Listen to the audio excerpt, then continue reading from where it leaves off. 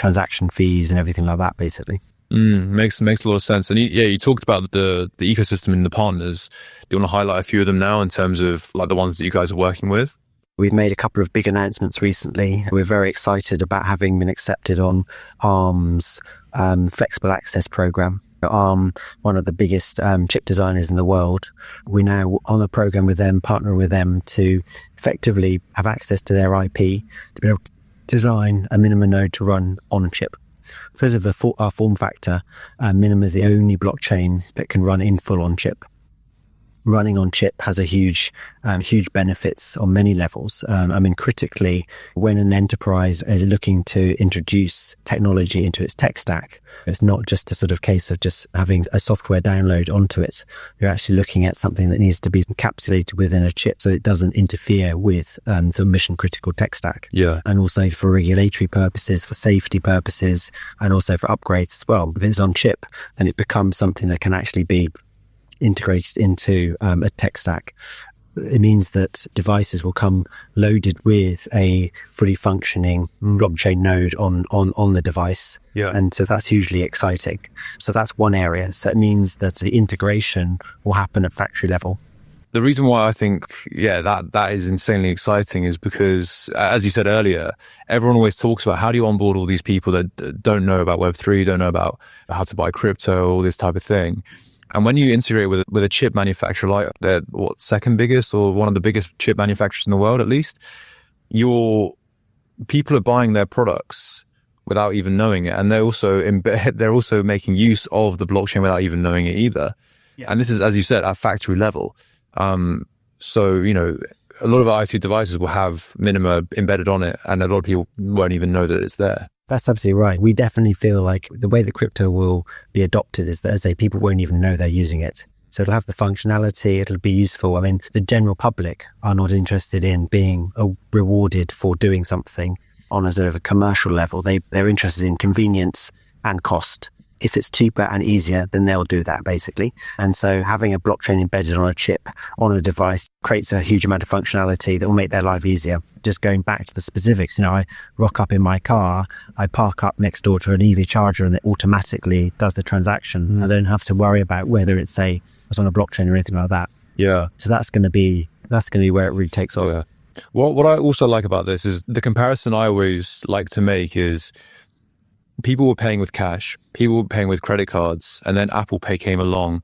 And people before didn't really if you tried to describe Apple Pay to someone before, they were like, well, I can just pay with cash and card. It doesn't seem like that big of a thing because it's just like an extra step. But now everyone uses Apple Pay or Google Pay. It's super seamless. And I think this is that next step where people don't even need to get their phones out or get out of their car or anything like that. The transaction, the value exchange happens instantly, and it's verifiable because of the blockchain, because of Minima.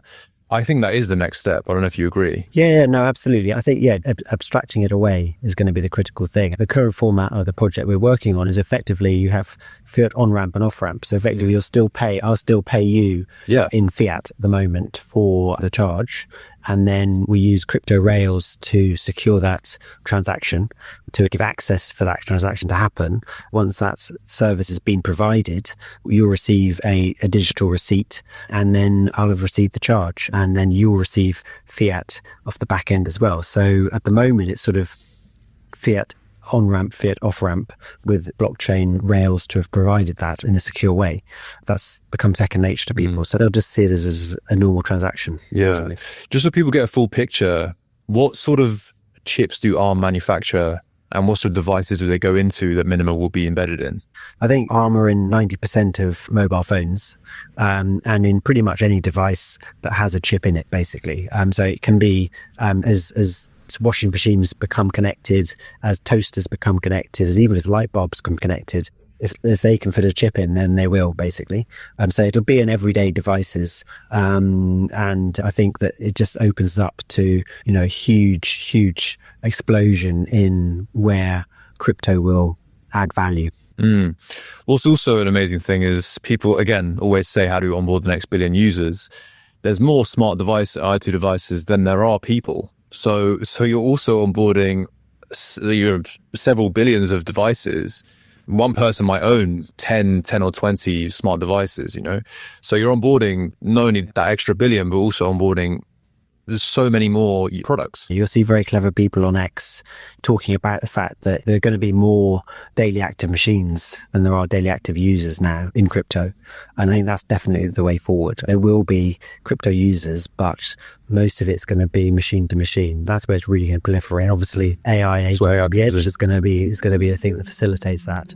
And again, I think that, as you said, that's a movement from all those sort of step changes, from mobile phones to smartphones, from devices to smart devices. All of that is going to be the same kind of step change, with AI agents at the edge, just making smarter and smarter devices at the edge. And they're going to be more and more powerful with the ability to transfer value with secure communications. We